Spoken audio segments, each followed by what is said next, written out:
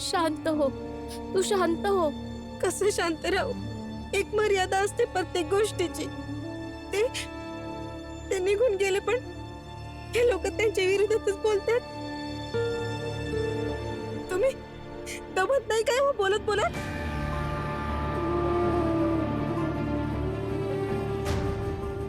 राहू दे रमा, शांत हो. यांच्या माग तू तुझं रक्त का आठवतेस? भीमभाऊ निघून गेले ना, मग राहू दे यांना जसं राहायचंय. नाही, राहायचंय तसं कसं राहू देऊ? भीमराव फक्त व्यक्ती नाहीये की ते जातील आणि त्यांची जागा रिकामी होईल. आता त्यांच्या जागेवर त्यांचे विचार येणार आणि त्यांच्या विचारांची वाहक मी आहे.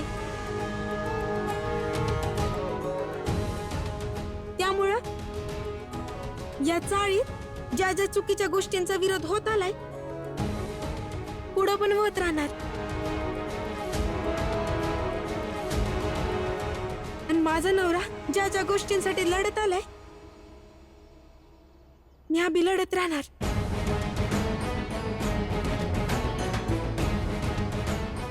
आणि हितेश काका, भीमराव गेलेत, रमाबाई इथंच आहे.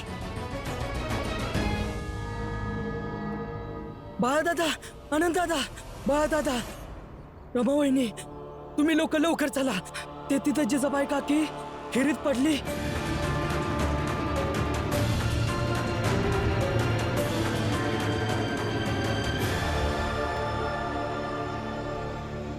सांभाळून बाबा.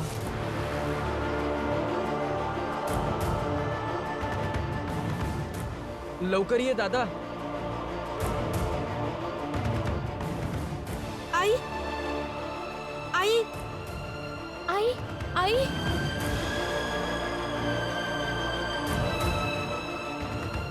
बाबा, यांना लवकर दवाखान्यात घेऊन गेलं पाहिजे. बाळादादा ये ना.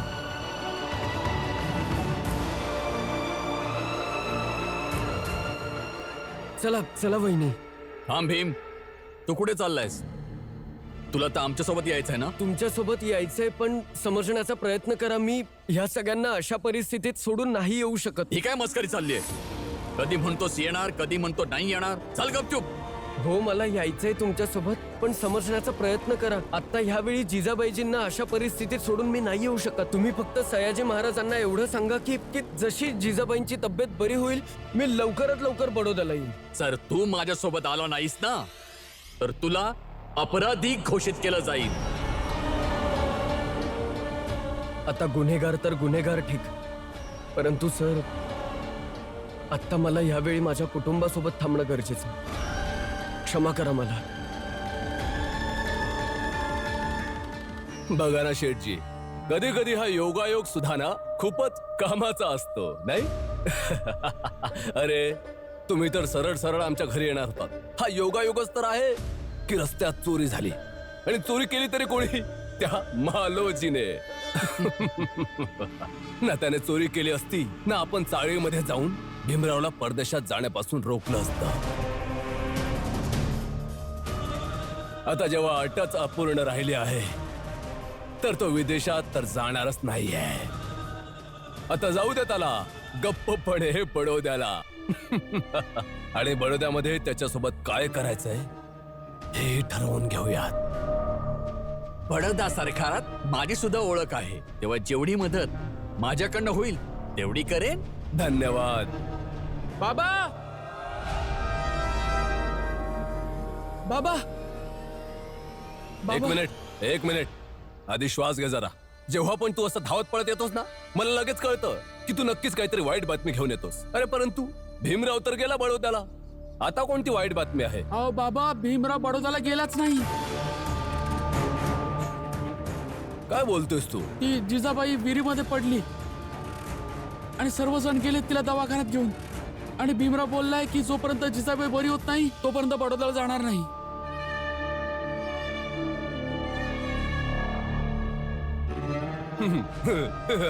चांगलंय. चांगलंय, चालू दे म्हणा नाटक. आणि तसंही आपण तर आहोत ना भीमरावच्या नाटकामध्ये मसाला टाकण्याकरिता.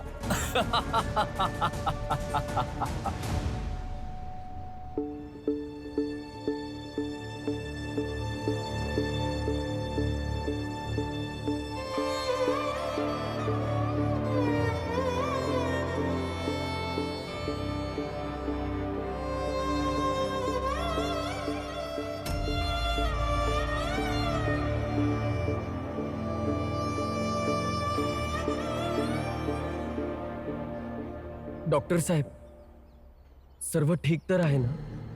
या शुद्धीत काही येत नाहीये. बघा, यांना काही अंतर्गत जखमा झालेल्या आहेत आणि डोक्यावर पण एक जखम आहे. तसं तर सर्व ठीकच वाटतंय, परंतु जोपर्यंत शुद्धीत येत नाही तोपर्यंत मी काहीच सांगू शकणार नाही.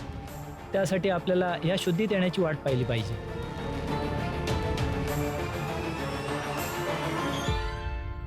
दादा, जरा बाहेर या ना.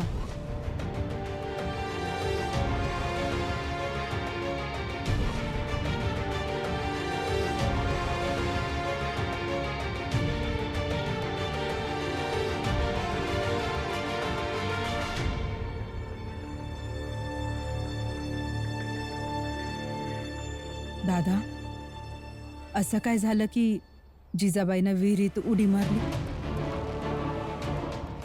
मीरा, भीमला थांबवण्यासाठी काही बी उपाय मला कळतच नव्हता.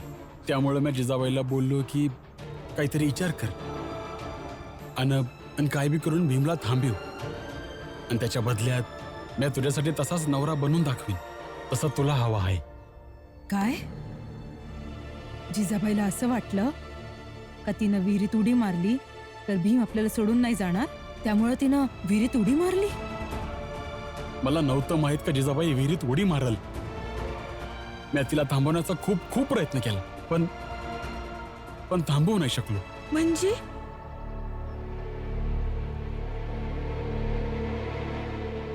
बाबा, तुम्ही हे समजा यासाठी केलं की ते बडोदा नाही गेले पाहिजेत?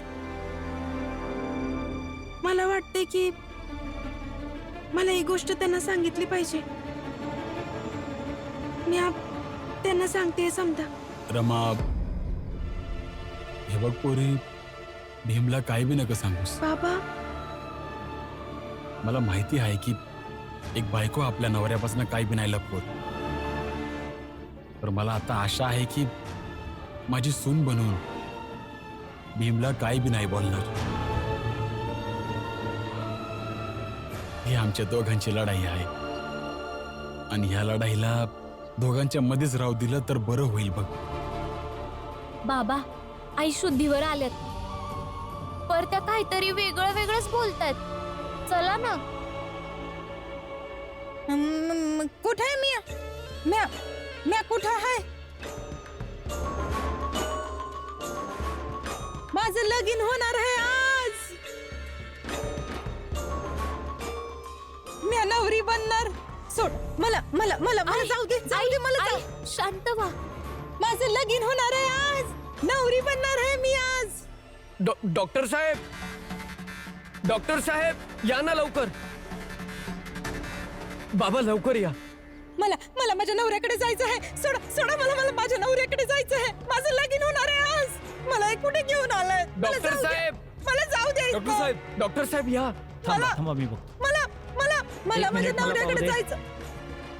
तुम्ही हात नका लावू, हात नका लावू. मला मला माझ्या नवऱ्याकडे जायचं आहे. माझं लगीन होणार आहे. मी नवरी बनणार आहे. माझं लगीन होणार आहे. मी नवरी बनणार आहे. मला माझ्या नवऱ्याकडे जायचं आहे. मला जाऊ द्या, मला जाऊ द्या. डॉक्टर साहेब, बघा ना काय झालंय. हे या सगळं काय बोलताय? असं वाटतंय जेव्हा त्या विहिरीमध्ये पडल्या आणि त्यांना डोक्याला लागलं तिथपासून त्यांची मानसिक स्थिती बदलली आहे.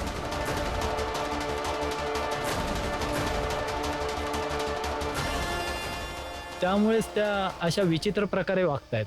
तुम्हासनी म्हणायचं ही येडी झाली आहे. हो, तसं तुम्ही बोलू शकता.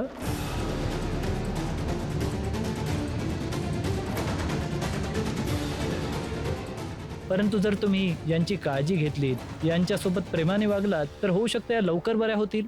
अरे माझं लगीन आहे आज. मला माझ्या नवऱ्याला भेटायचं आहे. माझा नवरा माझी वाट बघत आहे. जाऊ दे ना मला.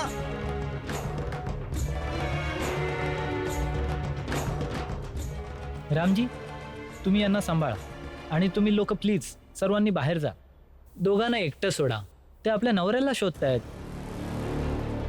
जर यांचा नवरा यांच्या जवळ राहिला तर पेशंटसाठी ते चांगलंच असेल. प्लीज.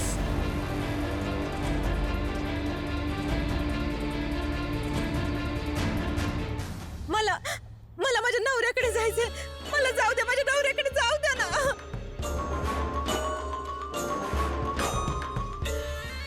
भीमला थांबवण्यासाठी बोललो होतो. विहिरीत पडून अशी दशा बनवाय नाही. तुम्ही कोण आहात? कोण आहात तुम्ही? मैं तुझा नवरा आहे. नवरा? माझा नवरा? तुम्ही माझे पती आहात? माझे पती आहात? हे बघ जिजाबाई, तू न लवकर बरी हो, तेव्हा मी तुला घरला घेऊन जाईन. म्या माझं काम केलं हाय. आता तुम्हासनी तुमचं काम करायचं हाय. म्हणजे तू नाटक करत होतीस? होय, म्या नाटक करते. त्यासाठीच आला होतात ना तुम्ही माझ्या जवळ. माझी मदत मागाय तर तेच करत हाय. आता तुम्ही बी तेच करा जे तुम्ही मला वचन दिलं होतं. आठवतंय ना वचन? आज तुझी शपथ घेऊन सांगतोय, जर का आज तू भीमला जाण्यापासून थांबवलंस तर मला काही दिवसांचा येळ मिळेल. तेव्हा मी तुला असंच प्रेम करत राहीन असं तुला वाटतंय? मला विश्वास नाहीये. भीमची शपथ, आयुष्यभर तुझा नवरा बनवूनच राहील. वय आठवतंय मला. मग ठीक आहे. तर जसं जसं मी माझ्या नवऱ्याबद्दल ठरवलं होतं, आता तुम्ही तसंच बना. आणि याची सुरुवात इथनच होते का तुम्ही इथंच माझ्या जवळ बसा. आणि वय तुमच्या पोराला मी तोपर्यंत थांबवून ठेवू शकते जोवर तुम्ही माझं बोलणं ऐकत राहाल. त्यामुळं आता न विचार करता तेच करा जे पण काही मी बोलेन.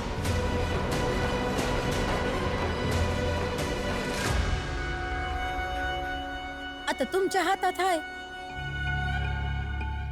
कोणाला बी माहित नाही पडलं पाहिजे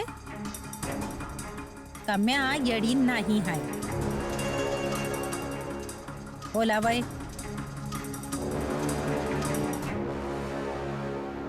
तोंडानं बोला. वय वय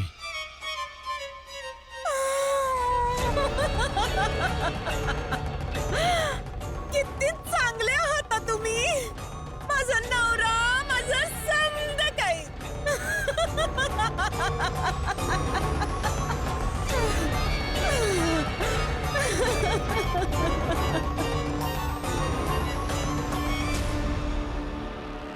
माहित नाही ही बातमी महाराजांना कळेल तेव्हा ते काय करतील. ते तुम्हाला दंड तर देणार नाहीत ना की तुम्ही त्यांची आज्ञा न मानून बडोदा नाही केलात? माहित नाही रमा.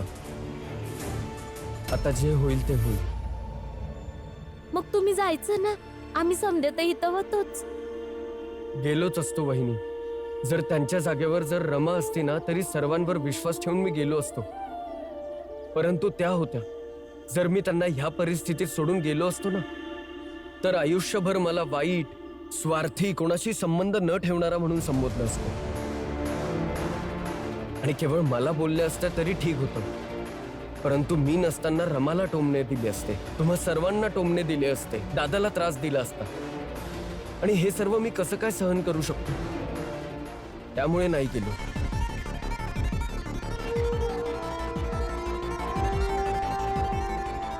बाबा,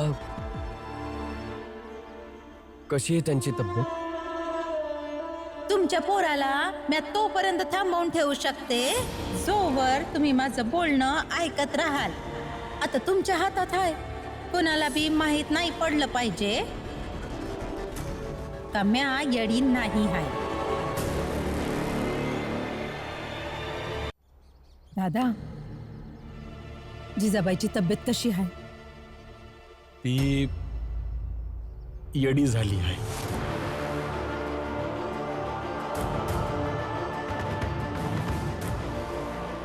बाबा बाबा, हे बघा, तुम्ही काळजी करू नका. आम्ही सर्वजण आहोत ना तुमच्यासोबत. आपण असं करूयात की डॉक्टरांकडून डिस्चार्ज घेऊयात आणि त्यांना घरी घेऊन जाऊया. मग बघूया काय करायचं. मला समद्यांनी माफ करा. आयुष्यभर मी सगळ्यांना हे शिकवत राहिलो कुणासंग खोटं नाही बोलायचं. आणि आता म्या समद्या संग खोटं बोलत आहे, ते बी एवढं मोठं खोटं. 1 2 3 4 5 6 7 8 9 10. बाबा बाबा, ती जिजाबाई वेडी झाली.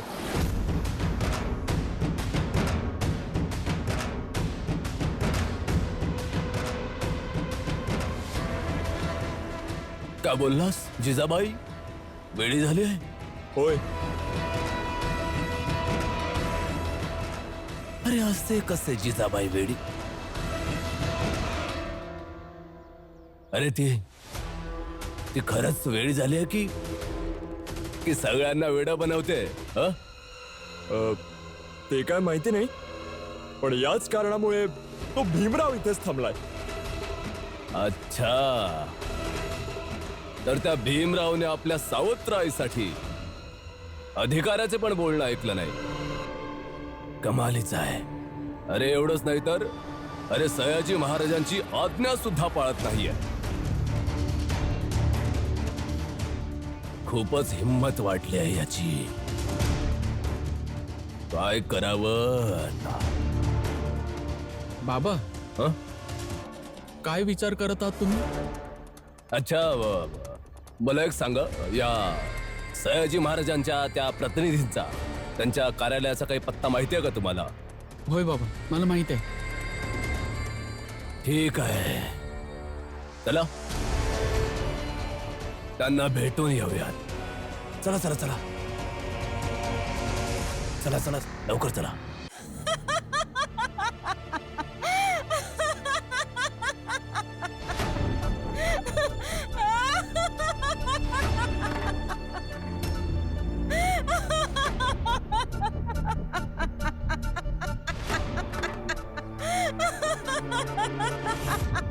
कशी आहे जिजाबाई?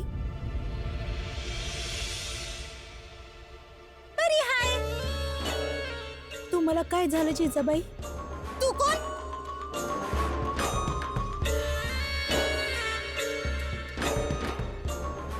जिजाबाई, तब्येत ठीक तर आहे ना?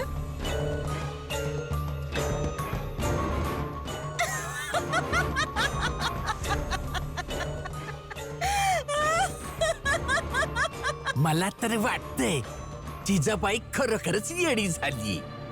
तुम्ही येडे. अरे तिनं विहिरीमध्ये उडी मारली ना, तर डोक्यावर ना जरा परिणाम झाला असं. अरे या बिचारीला रोज रोजची नाटकं सहन नाही झाली, म्हणून डोक्याने काम करणं सोडून दिलं.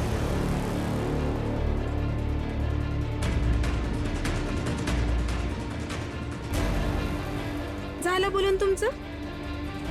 तब्येत खराब आहे त्यांची, दिसत नाही का? जा ना, तुम्ही आपापलं काम करा ना.